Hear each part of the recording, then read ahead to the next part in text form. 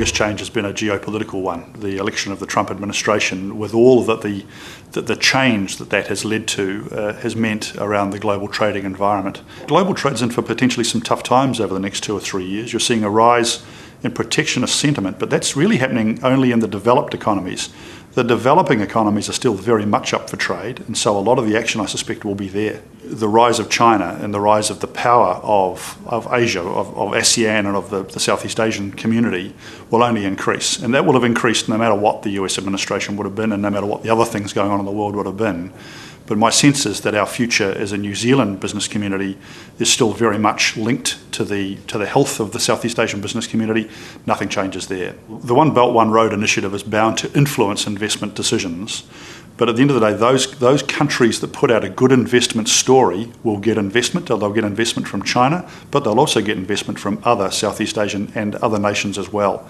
So that the future is bright for those countries that are prepared to be investment friendly. The great benefit of a public-private partnership is that risk and innovation go to the best places that they can go to. So governments often aren't good at innovation, but they're good at doing some parts of risk and not others. The private sector brings a lot of innovation and potentially a lot of capital and other links into other actors in the private sector.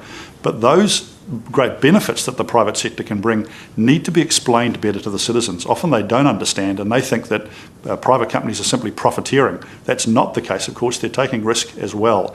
Those trade-offs and the benefits to citizens need to be better explained. One of the things that digital technology is doing is it's squeezing the middle right now, but it's more likely to squeeze the bottom in the next 3 or 4 years. And so you'll see very few jobs totally destroyed by digitisation, but many, many jobs will change radically, and those jobs will often be lower skilled jobs. So businesses have a big role to play here in making sure that the lower parts of their workforce, the lesser skilled parts of their workforce, are more digitally skilled in 3 years' time than they are today. Companies will inevitably have to invest more in training, but it's also investing more in workforce resilience, making sure that employees who potentially don't have a future with that company have the skills and talents to go somewhere else. This isn't just a simple task about saying we love digital. It's a task about saying what are the implications for digital across the totality of our workforce, starting now for the long-term future. Business leaders need to be resilient themselves. I think they need to be confident in the future and also understand that almost anything they do will be disrupted. Even governments are being disrupted in their activity right now by digitisation.